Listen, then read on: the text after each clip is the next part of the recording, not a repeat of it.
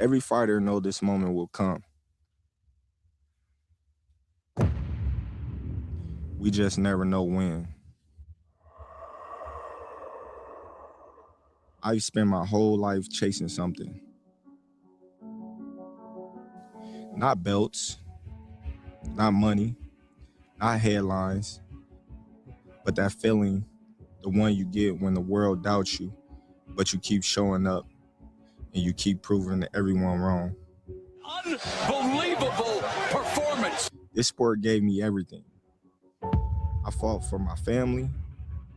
I fought for my city. I fought for the kid I used to be, the one who had nothing but a dream and a pair of gloves. And I did it all my way. It cannot be overstated how sensational Terrence Crawford is. I gave this sport every breath I had, every scar, every triumph. Terrence Bud Crawford is the pound-for-pound king. Every ounce of my heart. The fighting pride of Omaha, Nebraska, USA, and no Ring Magazine, an undisputed super middleweight champion of the world. And I've made peace with what's next.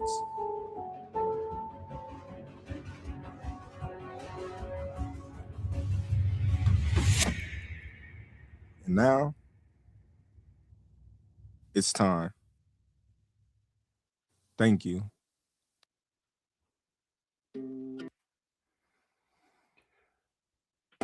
Yo, yo, yo. What's good? What's good? It's Stormy B Man, and I am back. Welcoming you to Turning the Page in Boxing History, special edition. Bud Crawford retires on top. This is a Stormy B Man Live, number 53 in the series of Stormy B Man Lives. Listen, special show for the likes of the pound for pound king, Terrence Bud Crawford. You see, I kind of hit y'all with something of a different flavor this evening. I know you weren't expecting that, but that's good because you shouldn't always know what's happening. You should always have a little bit of surprise. And that's what it's about this evening, because we're talking about something that surprised the boxing world when Bud Crawford decided to hang him up, and walk away as the best of his generation. Didn't he tell you a couple of years back he was going to prove that he was the fighter of his generation? And my goodness gracious, did he not do just that? So we were swamped by the news and the outcry of sentiment and everything when it was announced that he retired.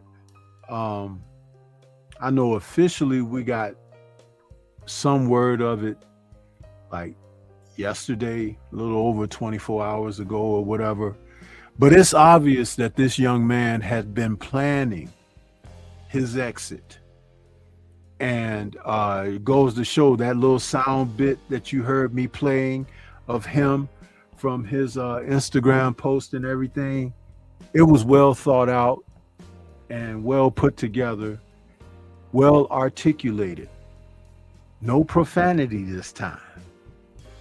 And it was a great way to put it all with an emphasis of a punctuation to a magnificent career.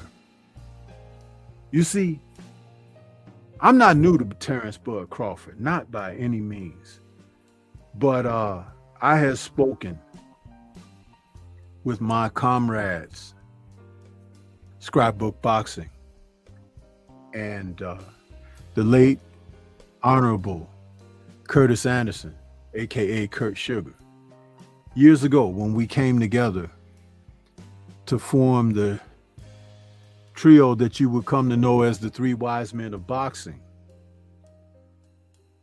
we decided that we would discuss fighters past and present and how we could kind of draw the ire of what we once knew that really drove the line of boxing strongly into each subsequent era, and how it came into the present 2000s, and which fighters could be burden bearers or carriers of that light coming through.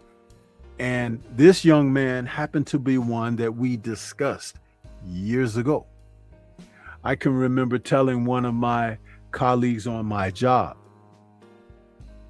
goes back about 8 years now, that I told him, because he likes to watch boxing, and when he found out that, you know, I was doing YouTube content and everything, he's like, "Oh, you cover boxing?" I'm like, "Yeah."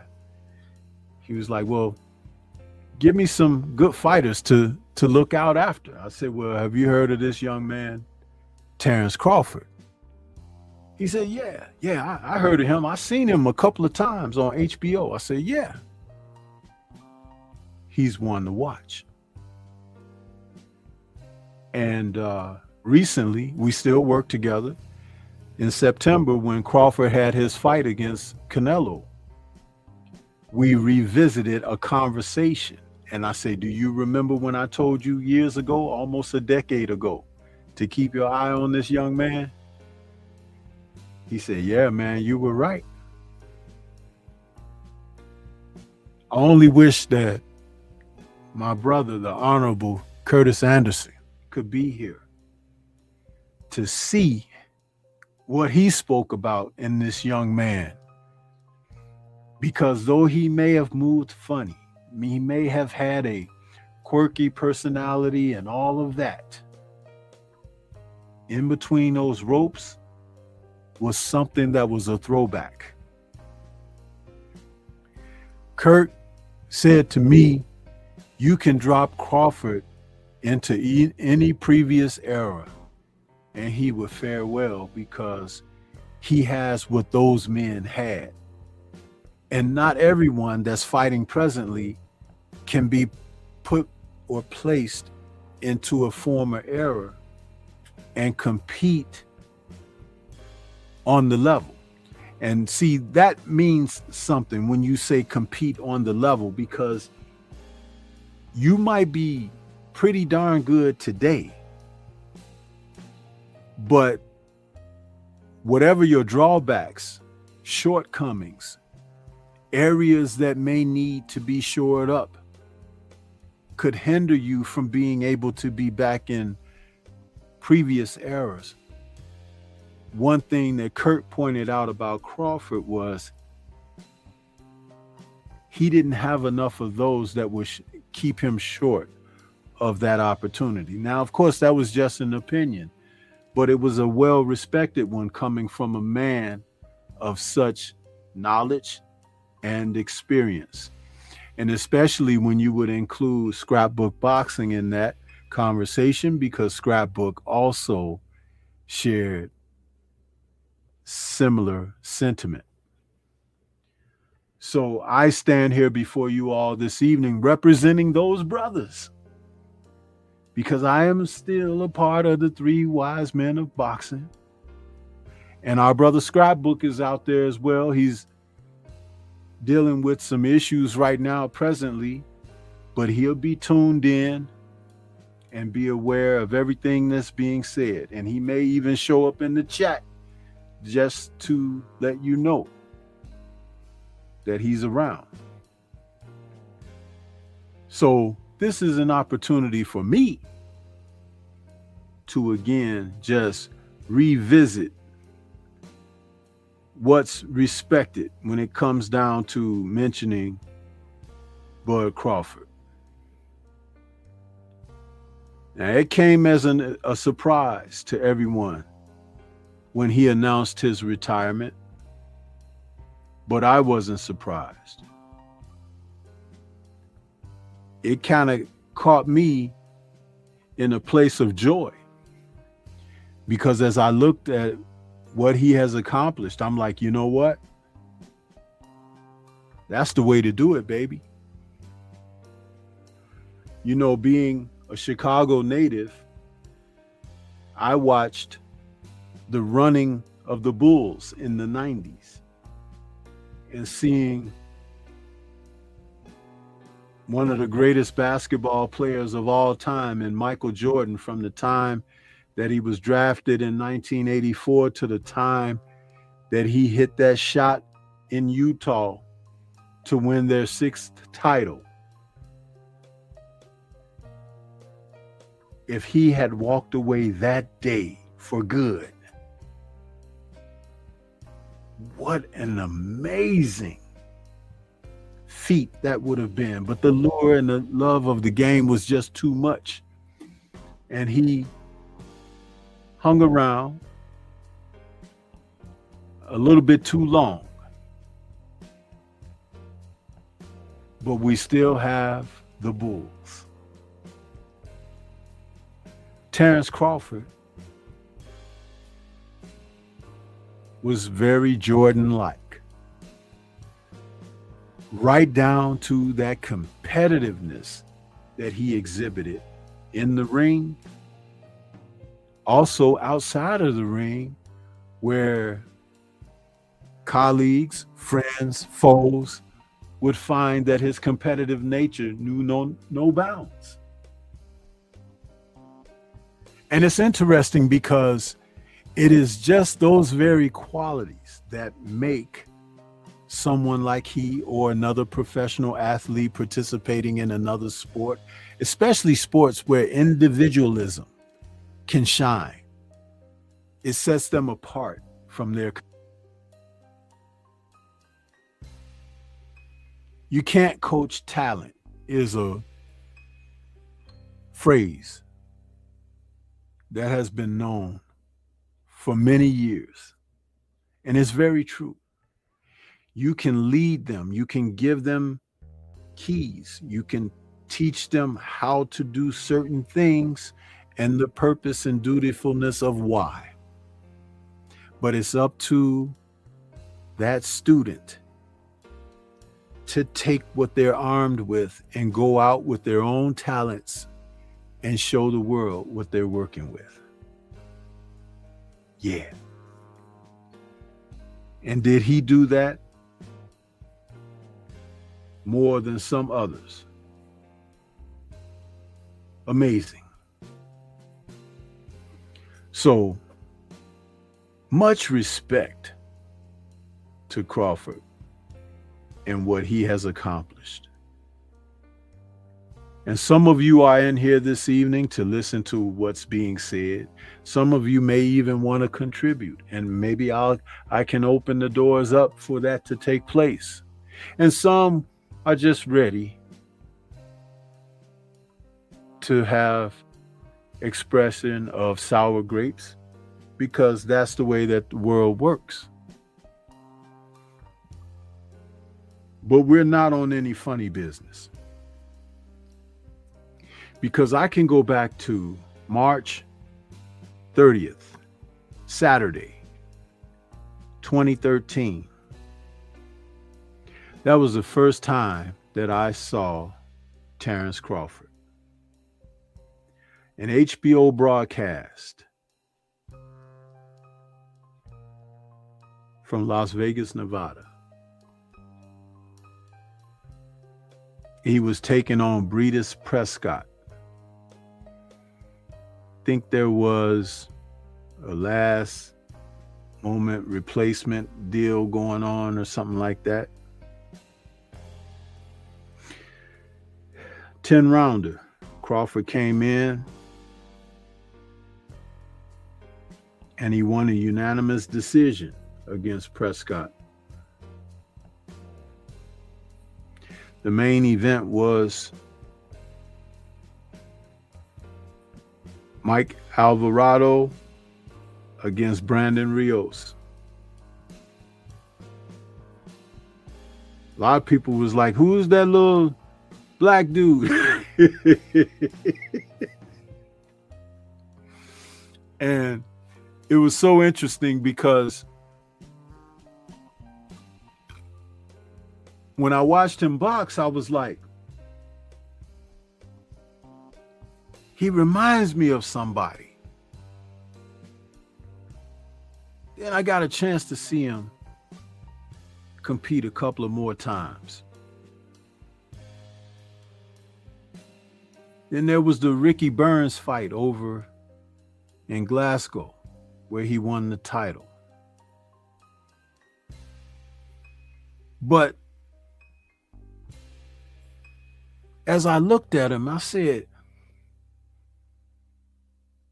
he reminds me of somebody. And I'm looking at him, and you know, he was an orthodox boxer, but he could switch to southpaw. And I'm watching him box, and I'm like, is it Tommy Hearns? Because he's got a punch, he's got a crack on him at 135. You know, this little skinny kid, kind of thin and reedily built, decent hand speed, but he was mean. Then it dawned on me when he fought Gamboa in June of 2014.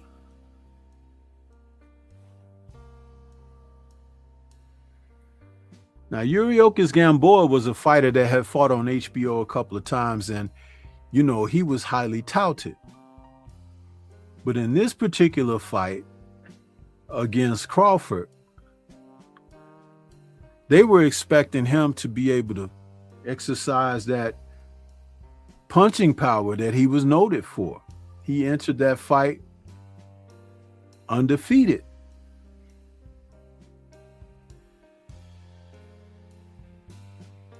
The 5th, 8th, and 9th rounds saw Gamboa hit the canvas.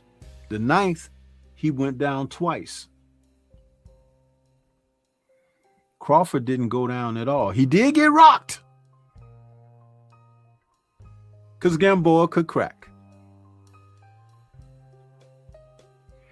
That's when it occurred to me, it wasn't one fighter. He reminded me of 3 rolled into one. And I had this conversation with Kurt. And Kurt was like, that's interesting, Stormy. But it was Scrapbook that said, you know what, Stormy? You put that together pretty doggone good.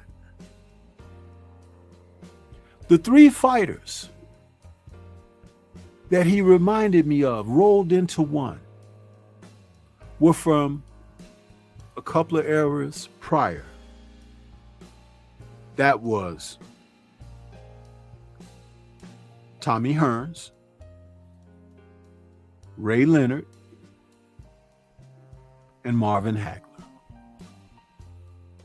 Now, it is very rare that I would say something like that, taking multiple fighters and their attributes that were significant and put them into one entity and say, oh, there you have it. But the irony is, that's what separated Bud from his contemporaries during his career. He brought something that each of those men who were well known for what they did individually in their careers, and he kind of combined it. I'm not saying he did that on purpose, because even he might deny that he has those elements, but they are there. And if you are a true follower and proponent of the sport of boxing, you'll know exactly what I'm talking about.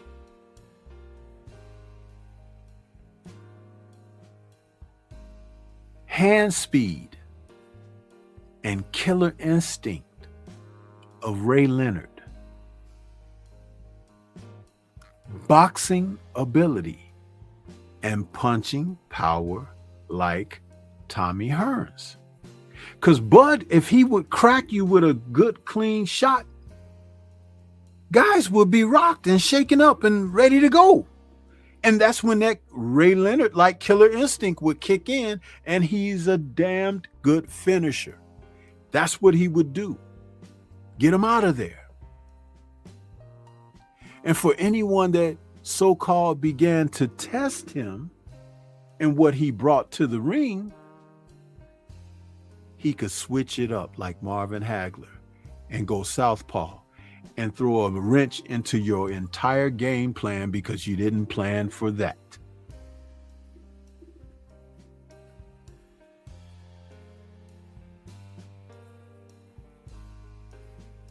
Amazing stuff. And so we have Crawford, who retires with an amazing record of 42 wins, no losses, no draws, and 31 KOs.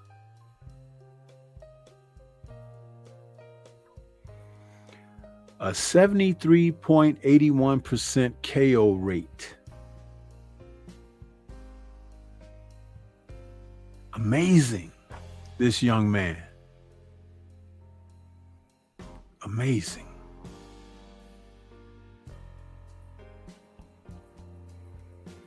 And though he be at an advanced age in the sport of boxing of 38, this is a perfect time for he to bow out. You know why? Because fighters begin to have what's called slippage at the age of 35. Exceptional fighters are able to push the envelope beyond that because that's what separates them. They're special. So his victory over Canelo Alvarez, who was younger, by the way. Canelo is like 33, 34. Bud is 38. It's more outstanding that you see that, his accomplishment. Nothing to be trifled with.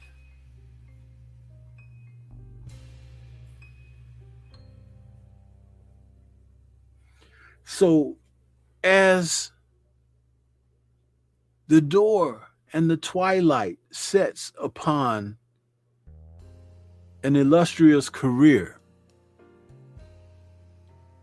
there are not enough people who have taken it upon themselves to acknowledge this man, because you've had naysayers the entire time. And then you had the others who had favored fighters whom he ended up facing. So there were never enough of fan sentiment and support for him. And dare I mention the intercultural racism that we experience within the community because of skin pigmentation. You see, that's a heavy thing, intercultural racism. There are many who won't even acknowledge that that exists, but they're the main participants in it. You know, they're the ones that always say that black so-and-so or that yellow so-and-so. She thinks she cute because she light skinned. Who he think he is with that wavy hair, that mixed blood?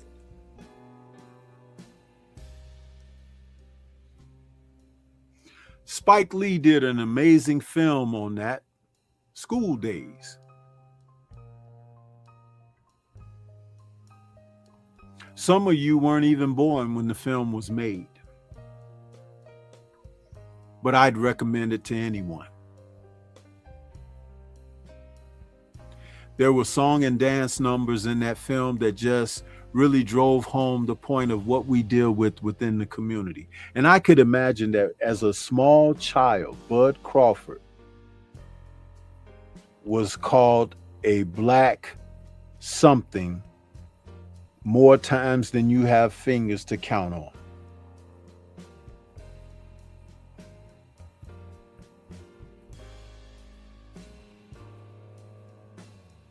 That alone will put a fire in your belly to fight.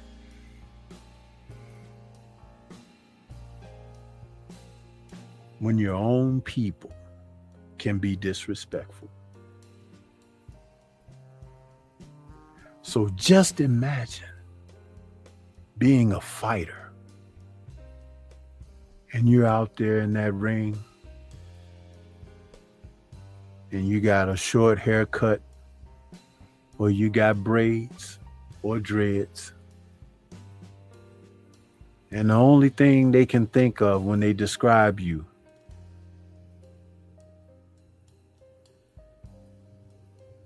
is to put that adjective out there. And if your own are doing it, you know what the others are doing and saying.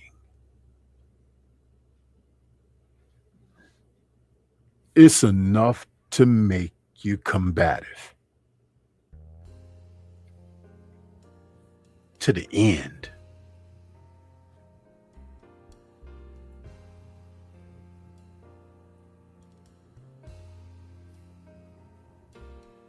I had a difficult time finding an image that I wanted to use for my backdrop this evening. So I came across a couple. The one that you see on the screen presently is actually an amalgamation of a couple of images. But this one sitting before you with Bud and his championship title belts in front of him with a portrait of himself behind with that snarl on his face as a fighter. You might as well say he's snarling about everything of what I just mentioned.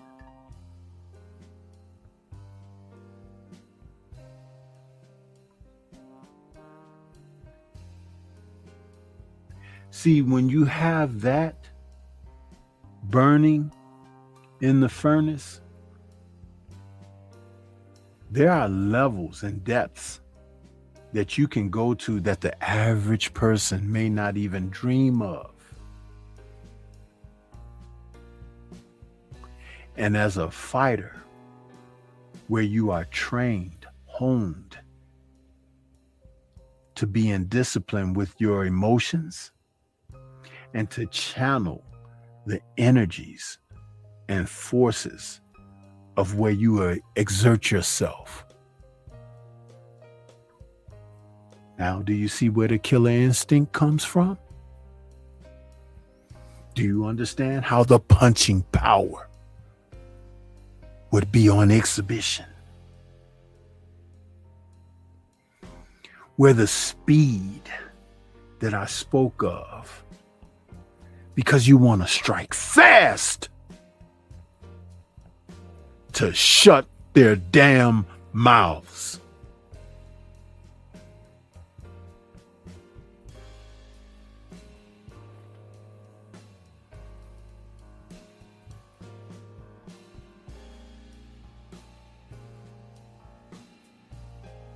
It's not a difficult thing to come by, people. Not a difficult thing at all.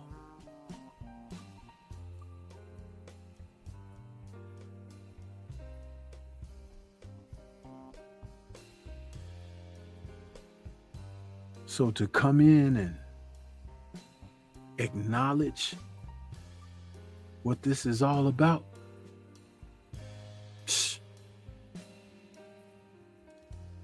let me tell you something.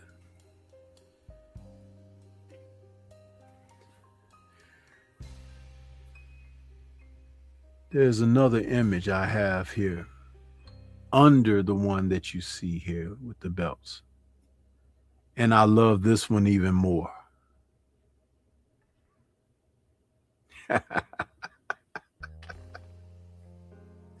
You see this?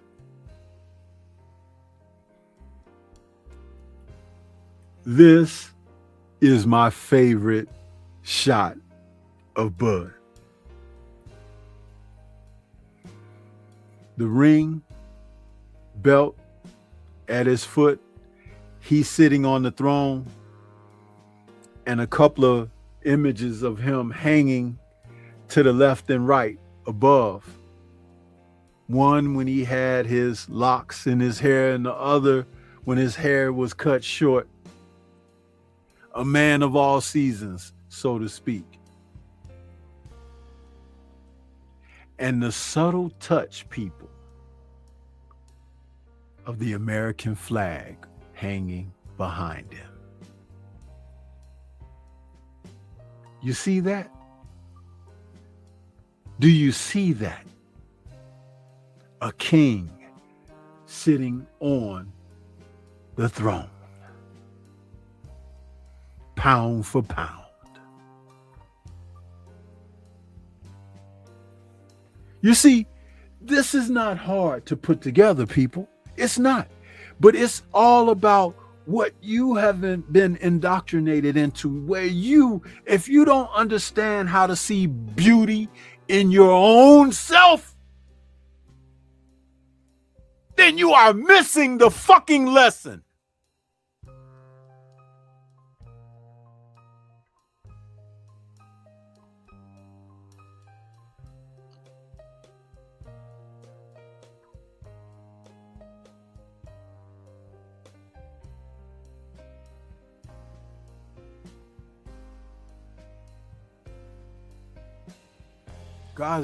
God doesn't make mistakes. And there's no such thing as coincidence.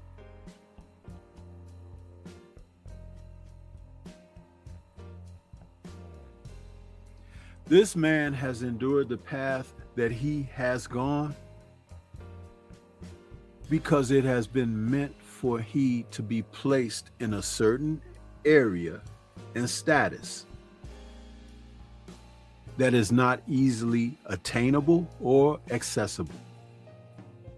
Remember the 3 fighters that I said rolled into one that he reminded me of being? The irony that they were the best of their era, even though their careers overlapped and they fought one another, they were exemplified by their accomplishments, the fact that they did face one another, and it has been written in history as something of a marked accomplishment. But this guy, representing those 3,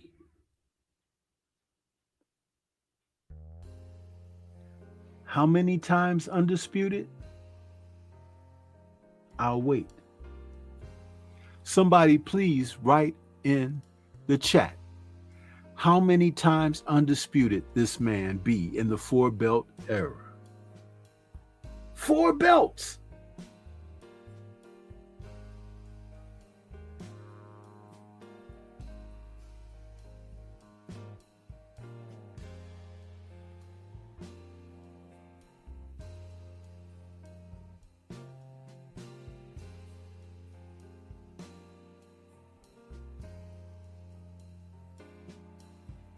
Now, do you see the irony about what I said about 3 fighters from a couple of generations ago? So he's 3 overall, 3 times the best in 3 different divisions in a 4-belt era. Look at God. Look at God.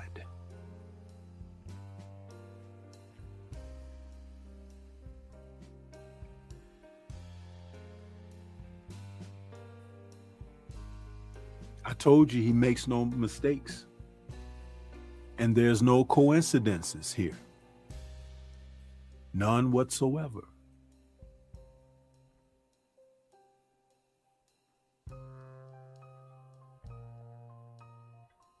See, You don't have to like the guy. You don't have to love the guy. Or you can love the guy and like the guy. But most important is you respect the merit of what he has brought.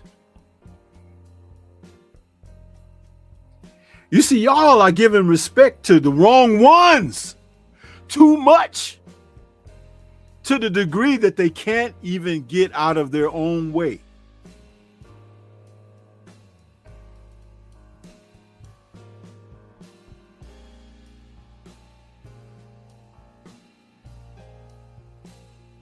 No coincidences.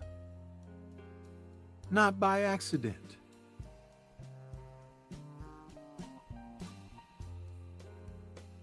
This is the same one that you all were saying. He doesn't talk enough. He needs to talk more. He needs to speak up for himself.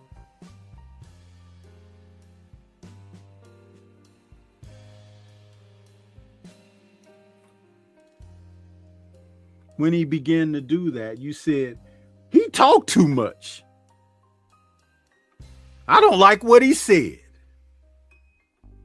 Who he think he is?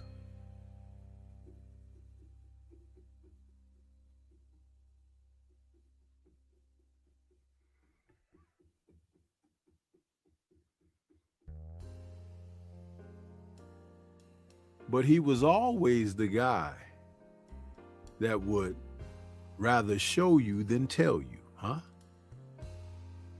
Always, even today.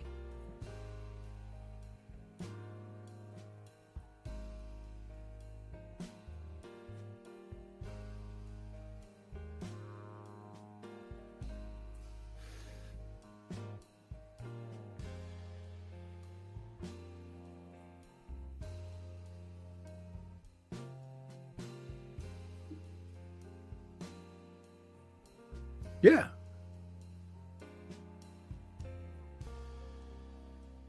So I was watching this young man way before he got to that point where people start really noticing.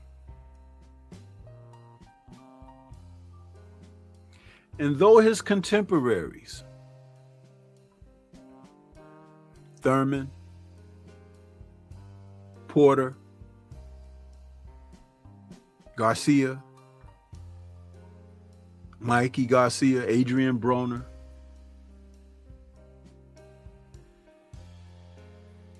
Manny Pacquiao,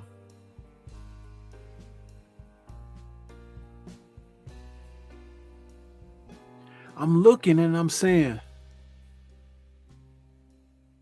those guys are all pretty good. But there's a quality that this young man has that people can't see. They're not reading it. And I would talk to Kurt and I talk to Scrap and they say, yeah, man, Stormy, he just has that special thing that most people don't see it until it's, you know, you're far, down the road. They don't see it when it's happening. They see the aftermath. And that's what it was with him.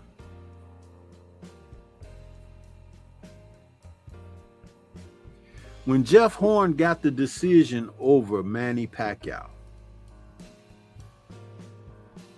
all of the PBC fighters who had titles, they were like, we want to unify. We want to fight Horn. We want to fight Horn.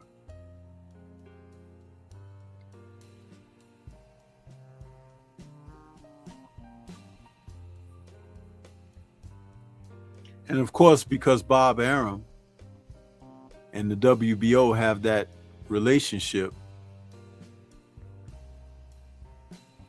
he got the opportunity,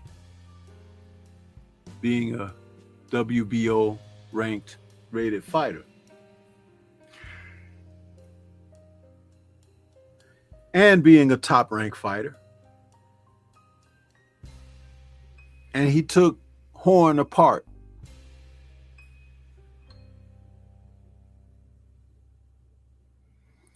all of a sudden they stopped mentioning the WBO. When Pacquiao had it, they wanted to fight Pacquiao. When Horn defeated Pacquiao, they wanted to fight Horn. When Bud got the belt, crickets.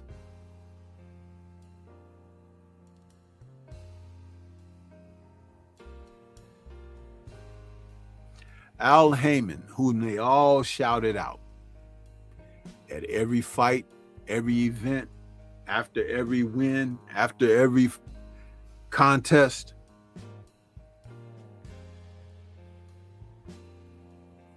When Bud was trying to fight Errol for unification for Undisputed, he said, I'm not going to let anybody touch this fight.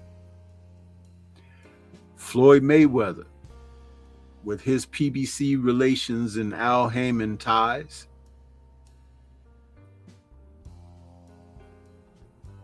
this fight doesn't happen until I tell y'all it's going to happen.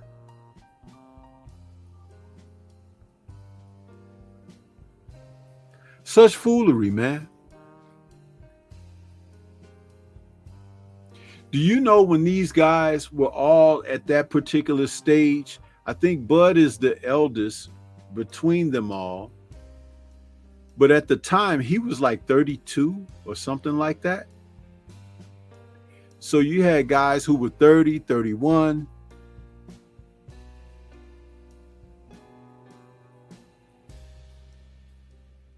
Basically in their primes. And it didn't happen. Why?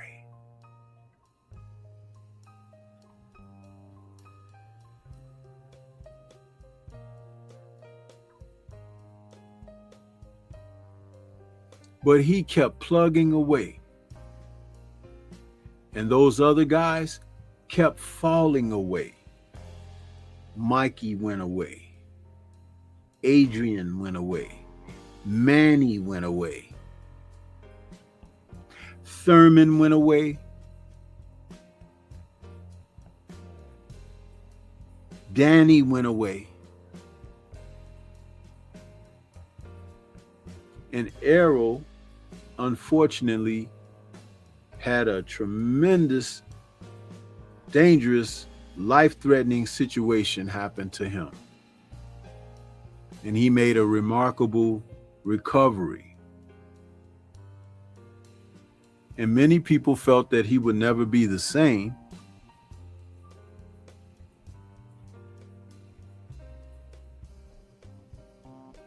But they had a chance to get that done before that happened, and they didn't.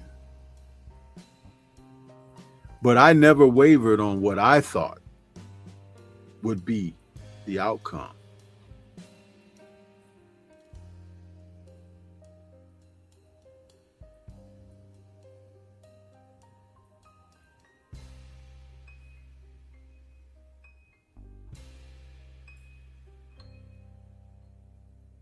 And even in that victory, people were saying, what if?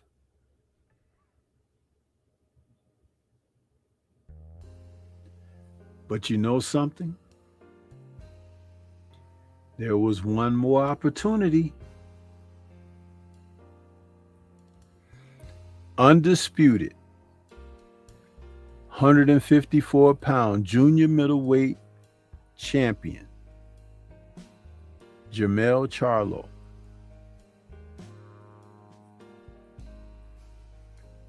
in a great opportunity rarely seen in the history of the sport, where undisputed junior middleweight, undisputed welterweight had an opportunity to face one another. Sitting ringside during the Spence Crawford match, at one point handling affairs with Spence, Bud goes over to the corner and points out to Jermell in the audience and says, "You're next."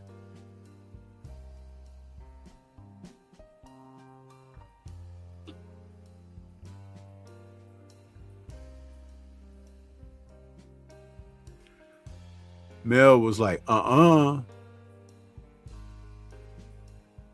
and he went up to 168 pounds and sold his title, reputation, and everything else that he could bring to Canelo Alvarez. A man who would not face him when he was at 154, which really exemplified how fierce Mel and his brother Maul were in those early stages of being lions.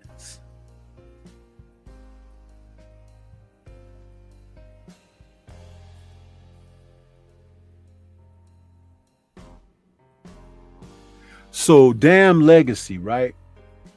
Damn going into the history books as two warriors competing for something of merit that will be respected, win, lose, or draw.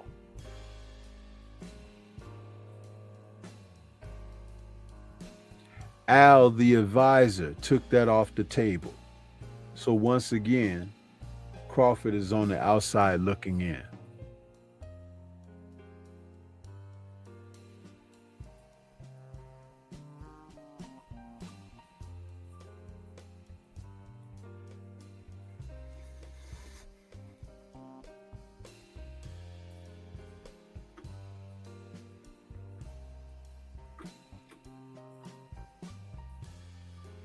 He went up to 154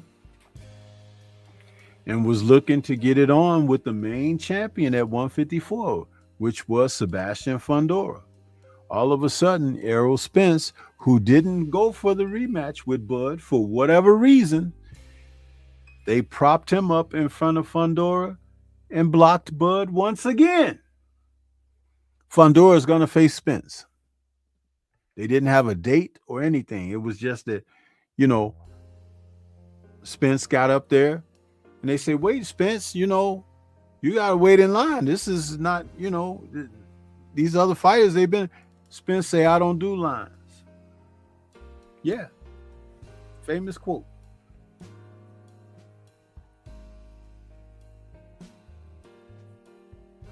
Fundora never fought Spence. So Bud took on the then undefeated Israel Madrimov. And Madrimov was an undefeated fighter, I think 12-0, something like that, when he and Bud fought. But at the same time, he was a fighter on the come. And he was another one of those European fighters, had a tremendous amateur background. Crawford spoke of his background saying, hey, when he made the trip over there, all he heard was people talking about Madrimov and how good he was and this and that and what they were expecting from him in the pros.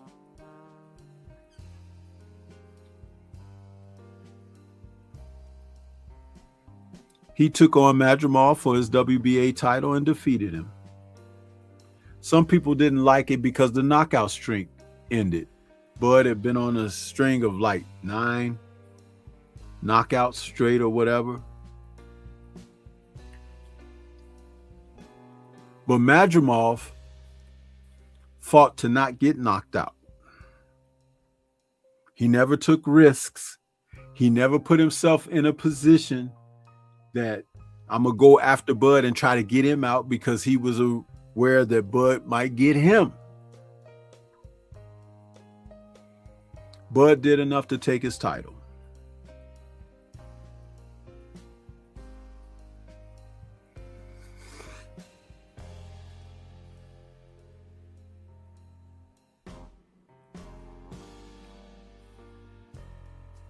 So then Bill Haney tells him, Canelo.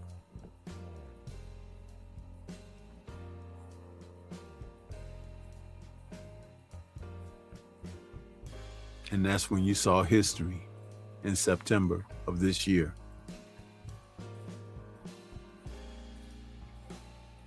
I remember when he was going into the Canelo fight, I tried to tell anyone who would listen, and even the most professionals, Manny Robles, all those guys, they were out there talking.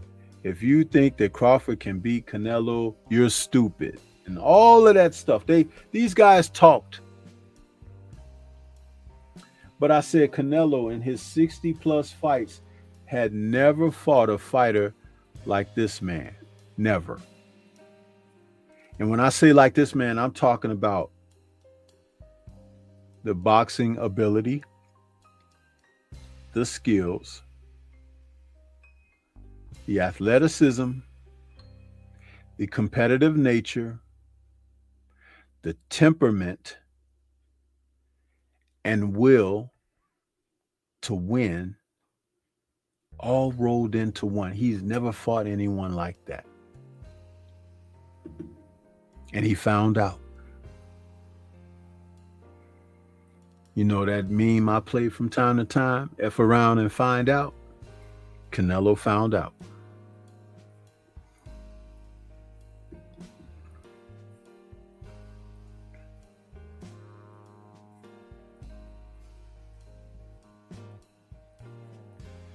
You see, it's more than just punching, guys. It's more than just, going blow for blow. It's more than the officials judging, giving you favor.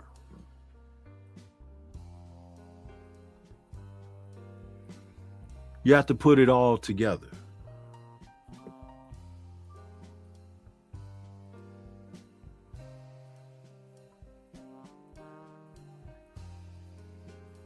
And this man did exactly that.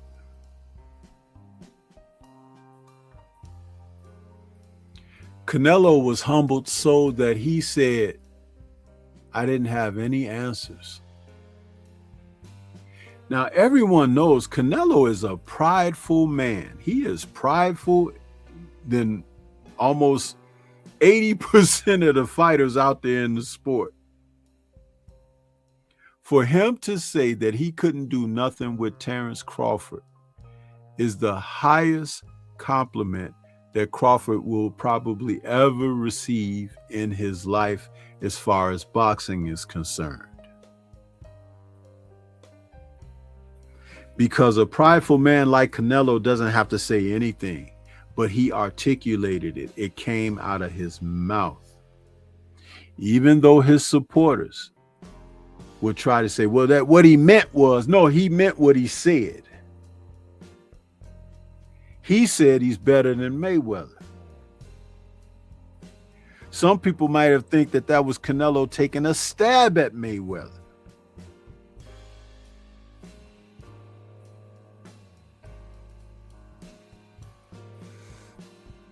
It was not. It was Canelo that has the experience that faced Crawford, didn't have the experience when he faced Floyd.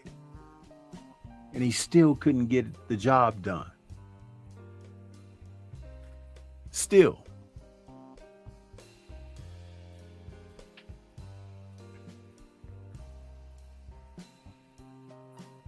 Sometimes you just have to accept the truth. Yeah.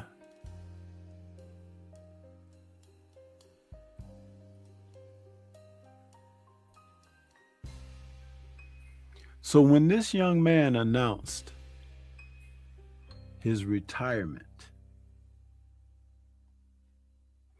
WBC be damned. I reveled in his fortuitousness with just to stand on the merit and be like, you know what? I am done. The race was won.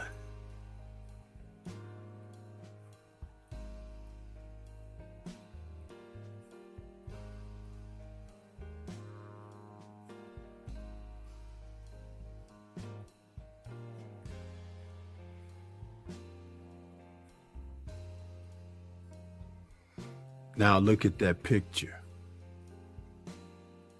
Look at that pound for pound king sitting on that throne.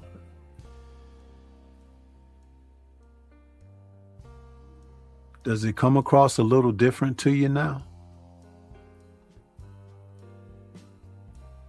Just a little bit.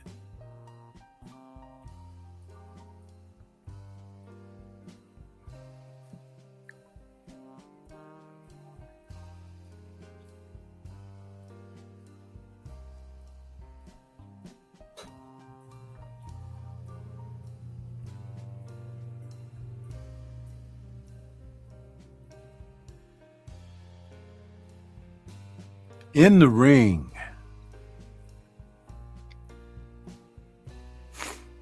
you can put it on the line. You can show the world everything that is inside of you.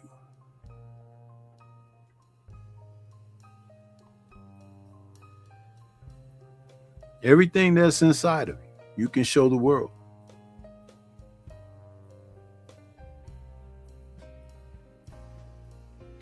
And all of your accomplishments, accolades, it can never be taken away. Never.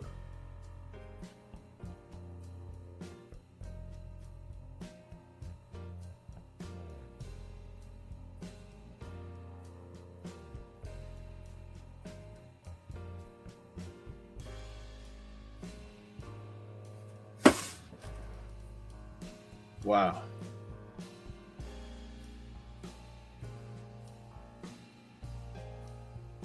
Anyone in the chat want to come up and say something?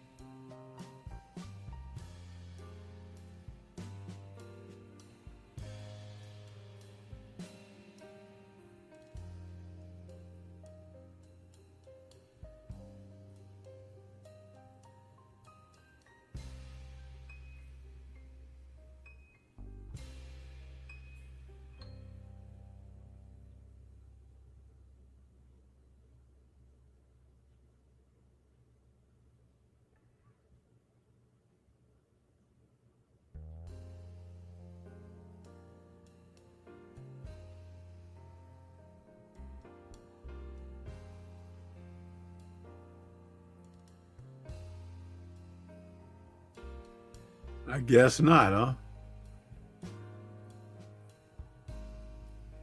That's cool too, because all that does is it shows me the lack of sincerity, but that's okay.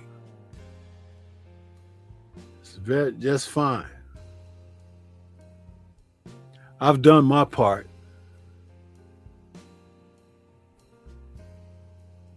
So with that being said,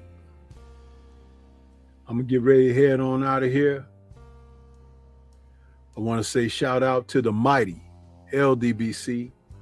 I can see there are certain individuals that didn't come around and show any support, but that's okay too. Because remember, every brother ain't a brother. You understand?